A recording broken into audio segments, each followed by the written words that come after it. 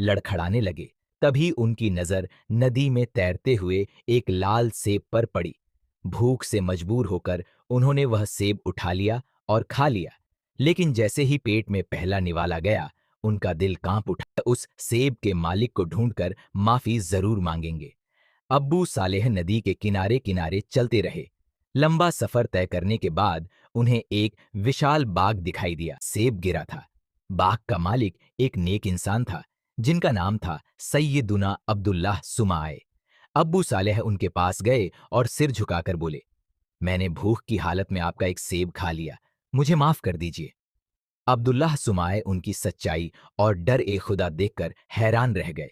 आज के जमाने में तो लोग दूसरों का हक छीन लेते हैं, मगर यह इंसान सिर्फ एक सेब के लिए माफी मांग रहा था। उन्होंने कहा, मैं तुम्हें तभी माफ करूंगा जब तुम कुछ साल मेरे इस बाग की देखभाल करोगे। अब्बू सालेह ने बिना कोई शिकायत किए यह शर्त मान ली। सालों तक वह ईमानदारी से बाग की रखवाली करते रहे। उन्होंने कभी बिना इजाजत एक फल तक नहीं खाया। एक दिन अब्दुल्लाह सुमाए कुछ मेहमानों को बाग में लाए और अब्बू सालेह से कहा, जाओ हमारे लिए मीठे और पके हुए सेब लेकर आओ। अब्बू सालेह कुछ सेब लेकर आए, लेकिन वे खट्टे और कच्चे निकले। मेहमान हैरान रह गए। अब्दुल्लाह ने पूछा, इतने सालों से बाग में हो, फिर भी तुम्हें मीठे और कच्चे सेब का फर्क नहीं पता? अब्बू सालेह ने बेहद अदब से जवाब दिया, आपने मुझे सिर्फ बाग की रखवाली के लिए रखा था, फल खाने की इजाजत नहीं दी थी, इसीलिए मैंने कभी एक सेब भी चखकर नहीं देखा। यह सुनकर अब्दुल्लाह सुमाए की आंखें भर आईं। उन्होंने समझ लिया कि यह इंसान सिर्फ नेक नहीं, बल्कि अल्लाह का सच्चा बंदा है। कुछ दिनों बाद उन्होंने अब्बू सालेह से कहा, मैं अपनी बेटी का निकाह तुमसे करना चाहता हूं, लेकिन जान लो वह अंधी है, बहरी है, गूंगी है और लंगड़ी भी। यह सुनकर अब्बू सालेह घबरा गए, लेकिन उन्होंने सोचा, अगर इसमें अल्लाह की रजा है तो मैं मंजूर करता हूं। निकाह हो गया। जब वह अपनी पत्नी के कमरे में दाखिल हुए तो हैरान रह गए। उनके सामने एक बेहद खूबसूरत, शरीफ और स्वस्थ औरत बैठी थी। उन्होंने सोचा, शायद मैं गलत कमरे में आ गया हूं।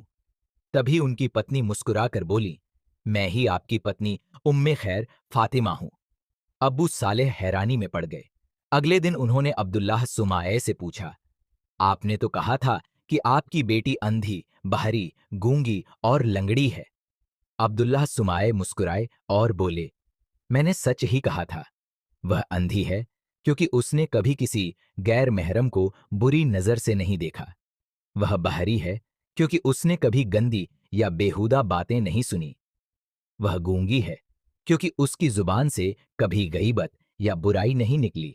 और वह लंगड़ी है क्योंकि उसने कभी गलत रास्ते की तरफ कदम नहीं बढ़ाया। अब्बू सालेह की आंखों से आंसू निकल पड़े। उन्होंने अल्लाह का शुक्र अदा किया कि उन्हें इतनी पाकीज़ा और नेक बीवी मिली। इसी नेक और पाक घराने में आगे चलकर दुनिया के महान सूफी संत अब्दुल कादिर गिलानी का जन्म हुआ, जिन्हें लोग गौसे आजम के नाम से जानते हैं।